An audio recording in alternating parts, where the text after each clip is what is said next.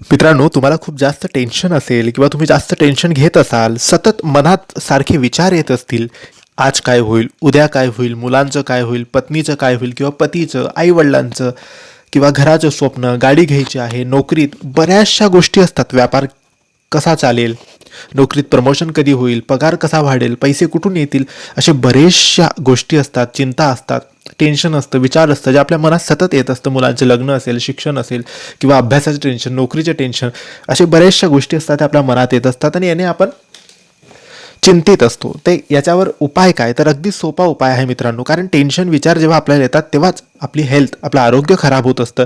आणि जेव्हा आपल्याला टेन्शन विचार येणार नाही तेव्हा आपण बिंदास्त राहू, हसत खेळत राहू. कारण उद्या काय होणार आहे हे कोणाला माहीत नाही. म्हणून याच्यासाठी एक उपाय आहे. शांत जागेवर एकट्यामध्ये बसा, स्वामींचे नाव घ्या, डोळे बंद करा आणि स्वामींना बघण्याचा प्रयत्न करा डोळे बंद करून. काही दिवसात टेन्शन कमी होईल.